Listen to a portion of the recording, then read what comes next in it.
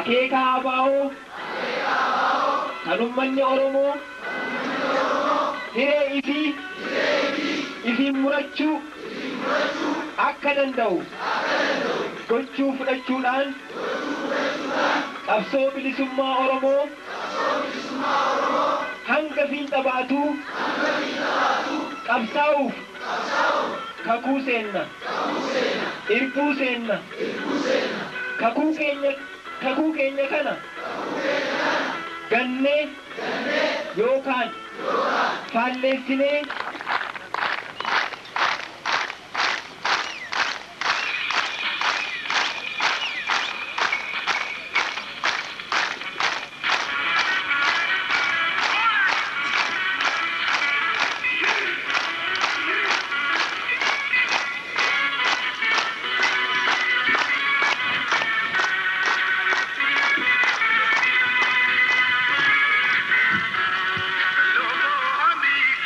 miseensota waajjira siyaasaa adda bilisummaa Oromoo akkasumas hoogganoota sadarkaa adda addaa kan humna qabsoo Oromoo uummata keenya kan naannoo adda addaati sirna kabajamaa kan irratti nu waliin hirmachuudhaaf nu gidduutti argamtan hundaa'u guyyaa kabajamtuu seenaa qabsoo keenyaatii wajjin walitti hidhamtee fi qoodeen tuffatamne qabdu kanarratti waa jechuudhaaf hiree argachuun anaaf kabajaa guddaa waan ta'eef gammachuu natti dhaga'ame ibsaa hundi keenyayyuu mirga kanaa fi hiree kana qabaachuu danda'uu keenyaaf baga gammanneen isiniin jedha.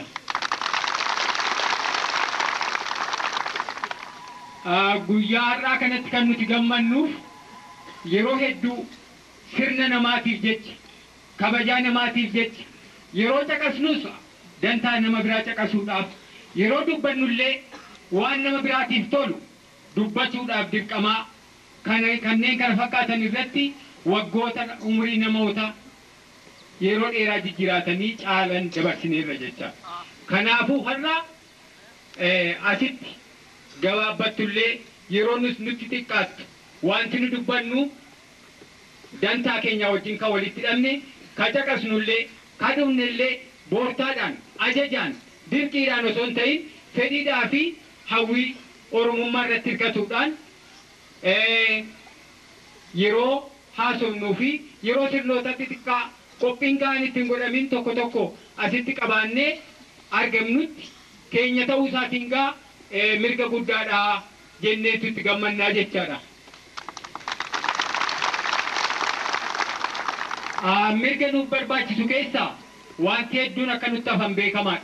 Mirgi nuuf barbaachisan guddaadha jechaadha. Dheebuu bilisummaa guddaatu nutti jira. Dheebuu mirga waa hundaatu nutti jira jechaadha. Sana keessaa kun nama baay'ee xiqqoo taatedha. Kanaafuu ilmaan Oromoo har'a kana duras tattaaffii hin tuffatamne godhaa as ga'uun ni jira. Fuulduras itti fufuudhaan immoo mirgoota hawwaman sana ga'uudhaaf wanti hawwisiisan, wanti abdachiisan, wanti ofirratti nu abdachiisanii fi akka obboodhan jenne akka ka duriitti sheena'uudhaan qalbiidhaan hin cabne kan nu godhan waa hedduutu jira jecha. Har'a ilmaan Oromoo jireenya sadoo diina jalaa yookaan immoo dantaa mataa ofiitii fi maatii ofii qofa jala goruu osoo hin ta'in qabsoon bilisummaa waa hunda dura murteessituu ta'uudhaan bilisummaa booda waa hundi tolaa, bilisummaa booda barnoonni tolaa, bilisummaa booda mindaan gabbataan tolaa, bilisummaa booda yoo beekanis yoo beekumsas aangoos humnas qabaatan bilisummaa yoo qabaatan ittiin dalagani sanaan achitti dhabaa wajjin wal qixaa. Jireenyi nama tokko bilisummaadhaan alatti dhabaa wajjin jiraachuu dhabu wajjin wal qixaa. Jireenyi uummata tokko yoo namummaasaa eenyummaasaa mirkaneeffachuuf agarsiifachuudhaaf hiree hin qabne mirga hin qabne akka waan hin jirreetti lakkaa'ama jechuu hubachuudhaan ilmaan saba keenya bakka jiran hundarraa sossoo'uun carraaquun yoomillee jiran sabummaan itti dhaga'amuudhaan uummanni keenya carraaqaa jiraatu har'a mirga hedduun nutti hanqatee jiraatullee abdii borii guddaa ta'uu isaatiin gammachuu guddaa nutti bulchaa jechaadha.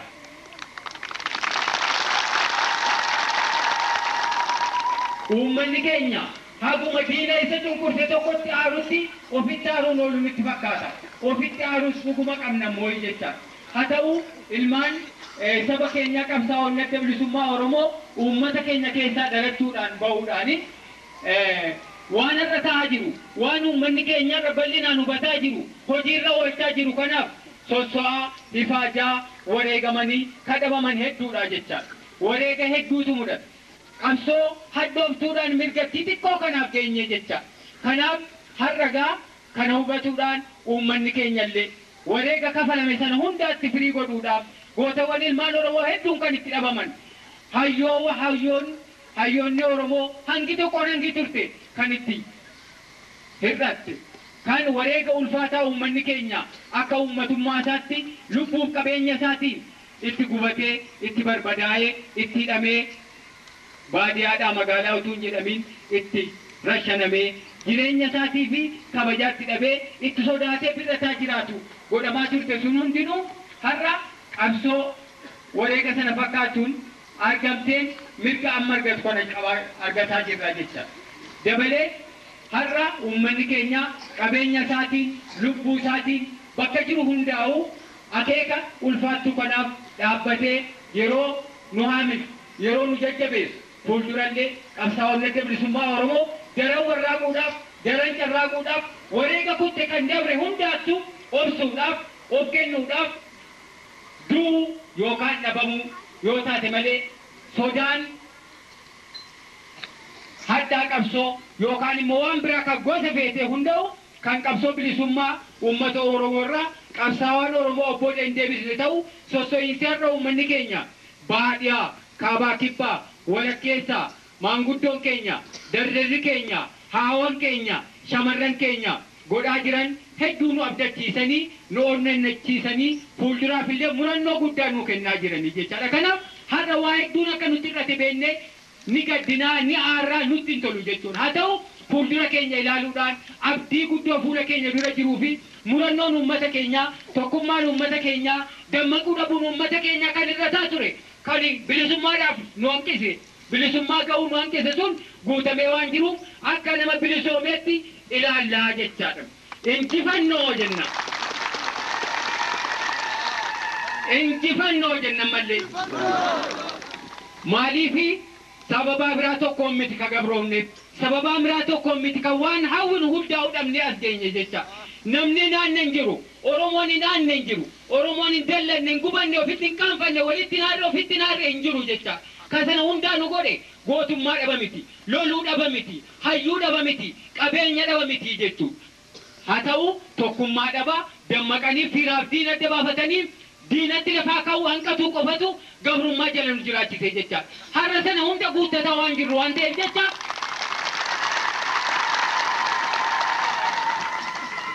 Har'a sana guuttataa jirra jecha. Hedduun nu hafan illee wanti murteessaa ta'e kun hangarka keenya keessa ga'etti bora taatu iftaana taatu bilisummaan harka keenya keessatti galuudhaaf abdiin hanga nutti buletti homaa miti jenneetu itti sabbarraa oolsinaa jecha.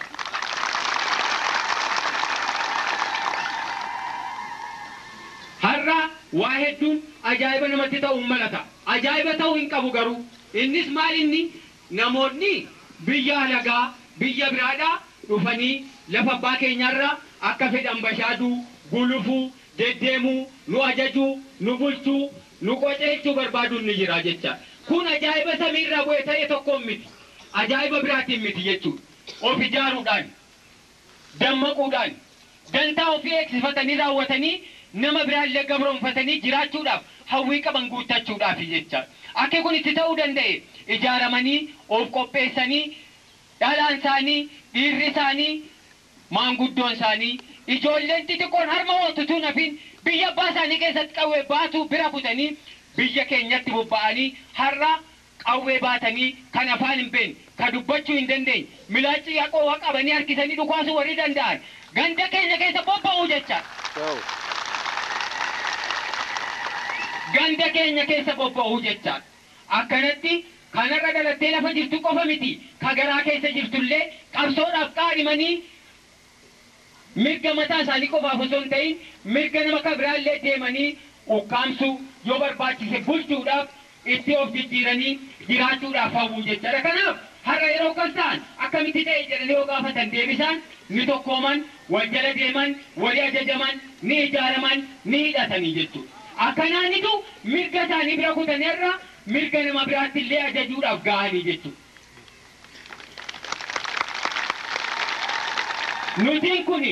Nutiin kuni fedhii isaanii illee nuun akka guuttataniif akka nuyyuu gabroomsaniif warra duraan tures ka fuuldura tarii kan qalbisuufis ka goone jechuudha. Waan isaan barbaadan, waan isaan qaban, kan nuti dhabne, kan nutti hanqate, kan sanaan ga'uu nu hanqisu tokko illee hin jiru jecha. Jaarmattii dhabuu, lafaa ka'uu dhabuu, diinaa dalaguu malee ofiif dalagatuu dhiisuu qoftiitu kanaan nu ga'e jechuudha. Kanaafuu yoo kana guuttanne nuti mee namni ganda namaa yeroo dhabu mana keessan nu beesi bulchaa yeroo jedhu mana ofiitti of bulchuu dadhabuun way jireenyaa, way maqaa keenyaa miti jecha.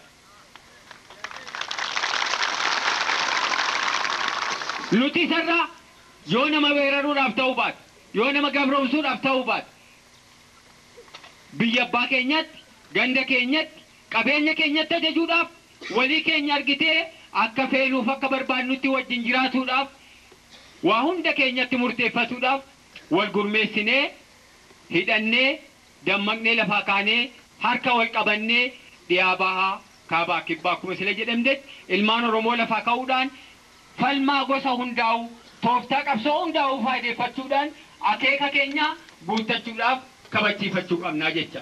Har'agaa hawwiidhaaf akeeka guddaa kana hubannootatti qabaatuudhaan namni keenya xonnachuudhaan qabsoodhaaf lafaa kaa'amee wantarra godhaa jirru kun ta'uudhaafi fiixa bahuu danda'e jecha. Har'a ilmaan Oromoo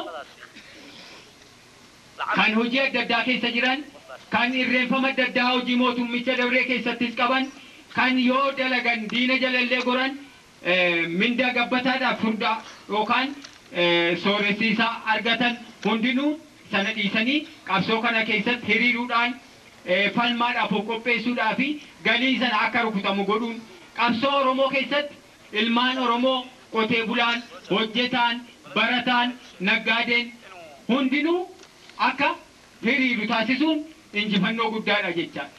Hanga amma duraa rakkina qabsichi yoo maali gabrummichi nurra fiderra ilmaan saba keenyaa barattuudhaaf hireen argan.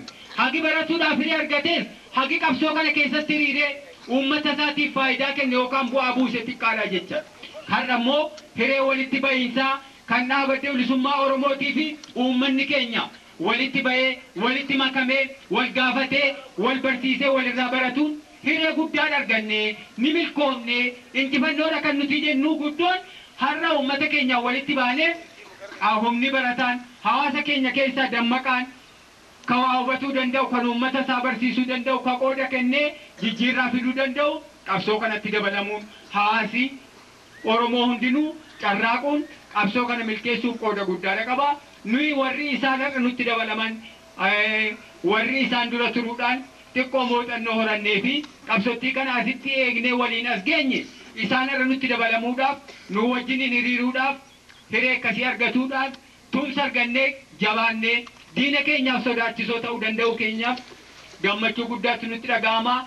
Duraanis hiriiruu isaaniitiif baay'ee galatoomfannaa. Hiriiranii yeroo barnootaa yeroo dabre keessatti haala ulfaataa rakkoo adda addaa ka durummaan ittiin jirre kan argitee haala gaarii keessatti badhaadhanii yookaan bashaadanii itti baratuun hin dandeenye rakkinuma Oromoon qabdu rakkinuma addi bilisummaa Oromoo qabu sana danda'atanii haala hiyyumaaf rakkoo keessatti dhibdee hunda danda'atanii barnoota isaanii raawwatanii kanaaf ga'uu isaaniitiif obsa qabaataniif galatoomfataa.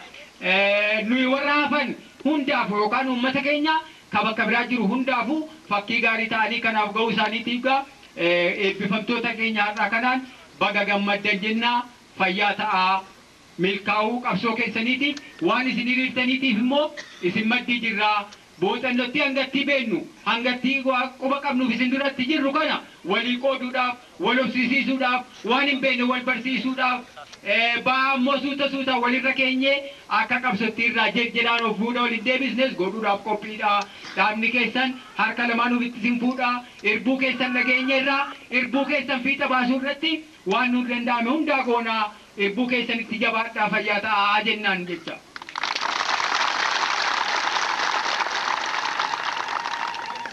Karaa kangaa haala yeroo ammaa jiru ilaalchisee akkuma sila jennetti qabsaa'uun ijaaramuun dammaquun harka qabatanii lafaa ka'uun Oromoodhaaf amma dura illee ni turte. Har'a immoo yoomillee daran barbaachiftuu tokkoo fi kaduriillee ofitti qaanfatuun karuma ta'u har'a daran ofitti qaanfatuun barbaachisaa ta'uudhaan gurmaa'uun haalaan fardiidha jechaadha. Kanaaf addi bilisummaa Oromoo haala yeroo ammaa kana keessatti tooftaa qabsoo kabraa ka gosa fedhee kan uummata Oromoo bilisummaa guutuutti isa baasu tokko kamirraa'u obbooda hin deebi'u jecha. Akeekni dhaaba keenyaa galiinsa kabajamuu uummata Oromooti. Hiree ofiin muratu uummata Oromooti. Biyya abbaa isaa irratti murteessaa ta'u. Kanaafuu qabsoo fuula adda addaatiin yeroo ammaa godhamaa jiru kana keessatti akkuma namuu hubatutti biyya kana keessatti yeroo ammaatti haala nagaatiin haala dimokiraasiitiin rakkoo jiru furmaata godhuudhaaf dhaabotii adda addaa humnoonni qabsoo adda addaa walii galanii wajjiniin dalagaa jiraachuun ni jira jecha. Kana keessatti addi bilisummaa Oromoos tokkoo fi warra duraa keessaa tokko jechuudha. Addi bilisummaa Oromoo eenyullee ni jedha jecha kana. Addi bilisummaa Oromoo illee ittuma amanaa abbaan dhugaadhaaf jedhu immoo hojii isaatiin adda ba'a jechaadha. Eenyullee ni jedha kan hin jedhe qawwee baachuu hin feenu rakkanneeti malee argitee feenee miti akkasii jechaadhamu hin jira jechuudha. Dhugaa jechi kun adda bilisummaa Oromoo biratti haalaan dhugaadha. Fakkeessaadhaaf kijibaaf kan godhamu miti jechaadha. Addi bilisummaa Oromoo ilmaan saba keenyaa nama dura dhaabbatanii nama ajjeesuudhaaf yookaan ofii du'uudhaaf haraaraan itti jiraatee sun ta'in dhiitamuun jiraachuun sun jiraachuu dhabaa wajjin wal qixaan gateetti barbaachisaa ta'uu dhabuu isaatii fi du'a kabajaa rakkoo qabsoo keessaa bilisummaadhaaf waan nama geessisu ta'anii seenaallee kan dhufuufis tolchuu dhaloota taanuufis mirga har'a hanqattillee horsiisuudhaaf rakkoo qabsoo danda'atamee lolamaa jecha. Kanaafuu kun filmaata dhaaba keenyaa yookaan xurree nuti kana malee karaa biraa qabaatu hin dandeenyu ofiin jennu miti jechuudha. Kanaaf haala nagaatiin rakkoo kana furuudhaaf irra aanuudhaan qabsoo godhamuu jiru keessatti qooda fudhatamaa jecha. Kun immoo itti amanuudhaan jaallatuudhaan fudhachuudhaan malee dhidhiibbaa nama kabiraatiin alagaa gosa feetee ka biyya keessaa yookaan alaatiin miti jechuudha. Uummata keenyaaf ni tola hanga jedhametti ni ta'aa jechuudhaan itti amanuudhaan malee. Kana keessatti gaa diinonni keenya dhaaba adda bilisummaa Oromoo kanaa akka hedduutti hamatuun balaaleffatuun maqaa isaa hadheessuuniif xureessuu tattaafatuun ni jira jechaadha. Addi bilisummaa Oromoo wanjala eenyu irratti illee raawwatu tokko hin qabu. Addi bilisummaa Oromoo uummati Oromoo dardarri Oromoo diinaaf jecha qawwee hin baatinii. Uummanni Oromoo ofii isaa haa dubbatatu. Uummanni Oromoo hiree isaa ofiin haa murteeffatu. Uummanni Oromoo alagaa gosa tokko jalaa ba'ee gosa biraa jala hin seenin. Uummanni Oromoo diinaaf jecha beekumsa isaa dandeettii isaa gootummaa isaa hin oolchin ofii isaatiif haa oolfatu seenaan isaa hin awwaalamin jechuudha qofaa jecha. Kanaafuu uummanni Oromoo akkasaa ta'u ilmaan Oromoo illee ka qabsoo gosa fedheettiif hiriiran ka du'an kan madaa'an kan rakkatan illee bilisummaa uummata Oromootiif haa gumaachanii jecha. Addi bilisummaa Oromoo dhaadannoo homaa nama milkeessin fiixaan nama hin baafne gabrummaa jalatti nama hambisu yookaan immoo gabrummaa kabiraa haaraa namarratti haguugdu fudhatu diduudhaaf yoomillee bilisummaa guutu ka jedhu murteeffatuudhaafi dhaabbii kanas fudhatee uummata Oromoo irratti kakaasuudhaan fedhiidhaaf dantaa uummata Oromoo beekee yaadee gaafatee sirraa baree fedhii uummata Oromoo jala deemuudhaan dhaaba sossoo'u ta'uu isaa qofaan wanjalama jechuudha. Maaliif akka waggoota dhibban dabran yeroo adda addaatti tooftaa adda addaatiin uummata keenya akkuma afaan qawweetiin bitanitti tooftaalee adda addaatiin sossobanii nama isaa dura qabanii jilbeenfachiisuu irratti daguu irratti tole jettanii maan fudhan maaliif itti argitee ofirratti abdiidhaaf ofirratti hirkannoon kun jiraata jechuudhumaa jechaadha wanjalli adda bilisummaa Oromootti mayyoo jiraatee jechuudha. Addi bilisummaa Oromoo of tuulaa nama tuffataa dhaabota adda addaa tuffataa wanjala jedhanfaatu jira. Wanjala dhugaarraa fagootisu. Addi bilisummaa Oromoo waan itti boonu yoo qabaate waan tokkitti. Addi bilisummaa Oromoo uummata Oromootiif dhaabbata. Uummata Oromoo keessaa bahe. Uummata Oromootiin qajeelfama. Uummata Oromootiin fedhii uummata Oromoo ilaalee eegee faana dha'ee sanarratti hirkatee hojjeta jecha. Uummata bal'aa Oromootiif keessaa bahuu dhalatullee fedhii isaa eegeetiif gaafatee jala bu'ee waan deemuuf wanti inni akeekkatu yookaan naadannoon isaa fedhii uummata isaatiin tokko ta'uu waan beekuuf jecha ofirratti abdii guddaadhaan uummatichuma abdachuudhaan gootummaa uummata Oromoo kasaa godhatu, beekumsa uummata Oromoo kasaa godhatu, qabeenya uummata Oromoo kasaa godhatu, alagaa fedhatti gurguruu diduudhaan kabajaa uummata Oromoo waan eegsisuuf uummata Oromoo irratti abdii guddaa waan qabuuf uummanni Oromoo immoo dhaaba kanarratti abdii guddaa qabaachuu hojiittis deeggarsa isaa godhamaa jiruttis waan arguuf yoo boone tokkittii kana malee waan biraa tokko hin qabu jecha.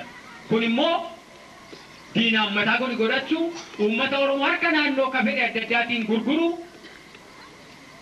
diduu jechuun kan dhugumaan nama boonsisu kan uummata ofitti boonaniif ofitti boonan ta'uun barbaachisaadha jecha. Gabrummaan tokko ofirratti abdii dhabarraa annama miti nummi aan faayidaan qabu ofiin jechuurraa dhufaa jecha. Kanaaf uummanni Oromoo nuti saba bilisummaadhaaf tolu abbaa biyyaati. Namoota naannoo keenya jiran yookaan uummatoota naannoo keenya jiran kamii gadillee miti ofiin jechuu qabaatu dhabuutu gabrummaa bara dheeraa kana keessa nu jiraachise jecha. Hadhaa kana hundaa kan nu unsiise sanii jecha. Ofirratti abdatuun uummata keenya barbaachisaadha. Ofirratti abdatuun adda bilisummaa Oromoo barbaachisaadha. Gunatamuu yookaan kadhatamanii akka adda addaatti mirga yerootii fi haala yeroo ilaaluudhaan jaarmaa gosa fedhe jalatti mootummaa gosa fedhe jalatti yoo jilbeenfatame yoo harka kenname uummata Oromoo harka kennisiisuudha jecha. Kanaafuu addi bilisummaa Oromoo uummata Oromoo gabrummaa boriitiif hin qaadhimuu harka hin kennisiisu bilisummaa fiixa baahuu dandeessu gochuudhaaf qabsoo goosisee godhaa. Kanaaf ofirratti abdataa jecha. Ofirratti abdatuun uummata Oromoo barbaachisaadha. Ofirratti ni abdanna. Ofirratti abdatuu qabna.